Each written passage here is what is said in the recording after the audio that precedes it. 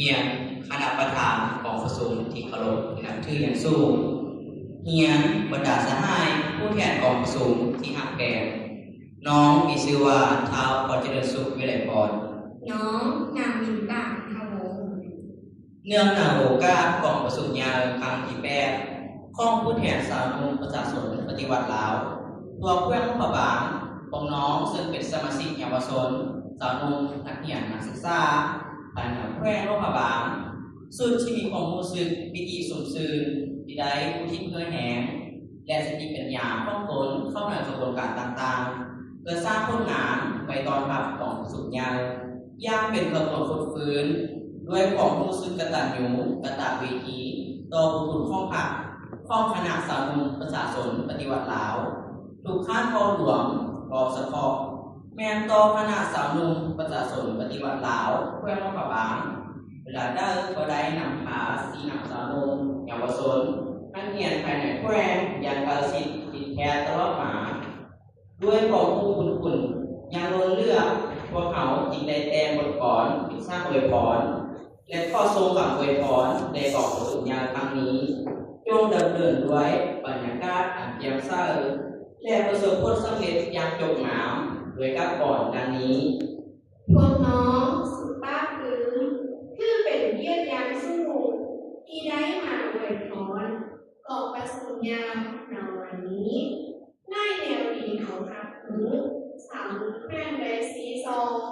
ทางนำผ่าเรื่องโต๊ะและหนุนสร้างโครงแรมแทนสามแควงเอกอ่างต้องงานเด่นอย่างสร้างผมเต้าหงของสร้างขี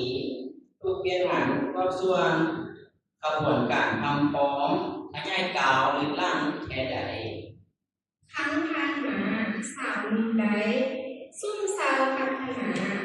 ถ่ายเต้าแนวหาทัดเพื่อแคว้นทักษะใดคันคือใส่นำหน้าไล่สมัยพ้นเด่นเป็นเมแห่งสวยค้ำนำผาสร้างเพื่อสร้างผมส้มดังหนามกาวไว้สาวนุ่มประจันบานเป็นกระดูกสันหลังที่สาดความใจใหญ่เป็นซีใส่ห้างกาเป็นกำลังที่แข็งแกร่งเป็นแค่ขั้วผักเทียนแท้ผู้ปืนสู้บวันไว้พ้นงานที่สร้างไกซ่อนคงต่างแนวทางร่วมพระบาทพัฒนาองค์เหนือไร่ร้านย้อนการหลังแห้งเข้มสามแห้งประกอบส่วนร่วมแห่งกันโตสร้างร่วมพระบาทเก้ามือเสลิมแท้บรรดาเมืองทำฟ้องต้นงานยืนแค่การเก็บหาข้านปรับปรุงดูคะแนนการสำเร็จแล้วตามแนวทางวางไว้ไล่เวียนงานก็ลุรวงห่วงส่วนลาวซาคองหย่อย้อมชื่นส่งแง่หนาเยาวชนลุงน้อยพ้นเป็นหนังแควงรวมทั้งบรรดาโกงเงินไหวของการสร้างทุกอย่างประดับนี้ก่อกระสุนยาวเข้าพ้นเป็นนอเล่นซึ่งโคตรภารกิจสาต่อไปวันนี้พบหอบใจของกระสุนยาวสำคัญ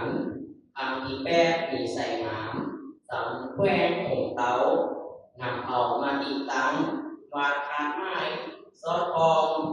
ปฏิบัติขึ้นตองปฏิสร้างให้เกิดผลทางเลยข้ออวยพรอันประเสริฐเท่าทุกทางการนำแฝงทางผู้แทนของประสุมข้อจงมีใส่ฟ้ามีพละแข็งเข้มอายุยืนยาวนิ่งสิ่งได้ที่ข้อจงได้ไล่โมงเตาเดินทวีทางเดินกองประสุมยาวครั้งนี้จงลุล่วงโดยดีมีผลงานร่วงลายหรือแผนการที่วางไว้ขอให้บรรลุได้ผลสำเร็จที่ยิ่งใหญ่เกิดคาดหมายที่ตั้งไว้หวังสุดได้เกิดผ่านนั้นก่อนขอบใจ